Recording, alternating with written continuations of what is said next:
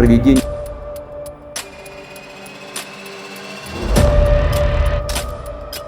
Reversing global warming is possible.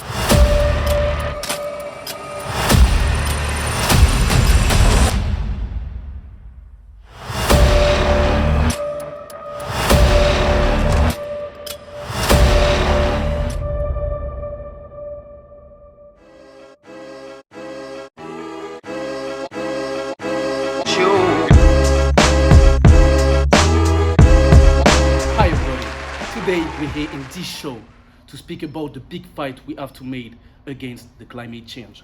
And today we have two guests from the French company RTE. So please make a lot of noise for Ben and Elhadji.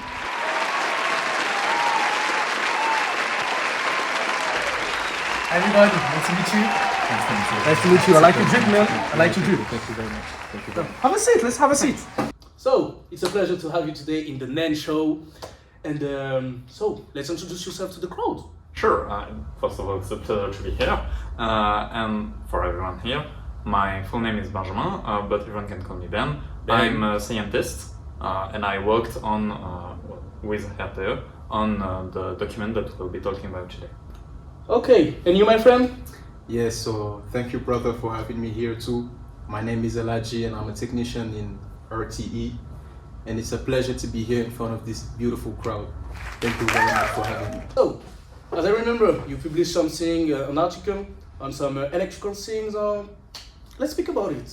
Yeah, sure. So what you're exactly talking about is an article made with a few other scientists. I wasn't alone, and with some colleagues, talking about the electrical network in general, especially the French one, and how we need to transform it because of some climate problems, let's say. Okay, some and problems. The pressing okay. need relating to this. Okay, but what exactly are the problem of all this electrical thing? Well, actually, there are many problems as for the electrical networks in particular. The French network is quite a good one for the European Union. However, it has still quite a bit of carbonated energy and problematical things. Things like nuclear energy, renewable energy are things that we need in our everyday lives and in our everyday network. And that document is aimed at talking about this and creating solutions. Okay, interesting. But I think you will speak a lot about this subject. So first, take a drink. Well, thank you. That's appreciated. Welcome. So you got a lot of problems. But in your article, you speak about some solutions, so? Yeah, sure, we do. Of course, it was the objective. Okay. So, our team mainly devised 6 different solutions. But of course, we'll be here for a while if I go into each of them in details. So, let's make it a bit short. What we can say in this article is that we mainly explore 2 directions. Okay. The first one will be an energetical network without any nuclear energy, only renewable energies like solar energy or wind-based energy, things like that. However, it's a bit hard to maintain, it's a bit costly, quite a bit costly, and it might be hard to implement in a timely manner, since we need to do it for 2050. The other one will be a bit easier to do, and it will be based on how much nuclear energy France can maintain in its network. Okay. So that's mainly the gestalt. Okay, so we got 2 solutions, but they look simple. Well, Why? I wouldn't say that there are some. Sorry to interrupt, but it's something that a lot of people say, and I quite disagree. But my colleague will talk about it better than me. Okay. Yes, so basically, about the 2 axes that we have, the first one being the renewable energy, and the second one being the nuclear energy. So for the renewable energy, a lot of people think that it's not difficult, but it's not the case. First of all, there is the cost, okay? So it costs money to use those kind of energy and to exploit those kind of energy. The second point is about the maintenance, okay? So if there is a problem somewhere, we need some people in order to resolve the situation. And that costs people too, like money and people.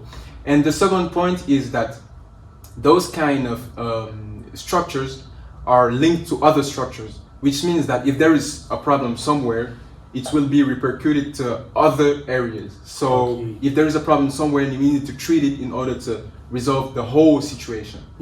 And for the renewable energy, the nuclear energy. Thank you. I was talking about the nuclear energy. So that is also not easy. Why? Because the first thing is about it's not like security. You know, it's not safe. A lot of people know that. And the second thing is here about in 2050, so 2050, we are going to change our whole catalog of nuclear facilities. So that's not something easy. So we need to have a vision in the long term. So that's why it's not easy at all. It look complicated, okay? Yeah. So we have some major problem: the money, the people, the maintenance, and a lot of other things. Yes. Ah, that's bad. Might be. To end this interview, you got solution. You got many solutions. But if you have to choose just one solution, which one will you choose? Well, about the solution themselves, I wouldn't really say that I prefer one in particular. I mean, I could talk about money, I could talk about something like that, but at the end of the day, all of them work, you know. But if I had one lesson, however, to impart to you all, it will probably be the urgency of the situation. Sorry. We need to act fast.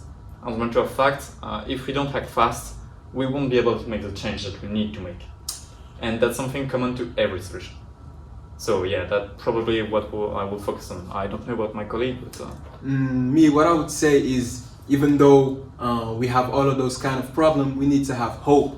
We still can change everything, but we need to acknowledge it and to take responsibility about our own people, you know, and make change by our own.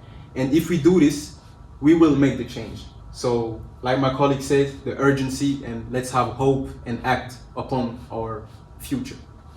I love this man.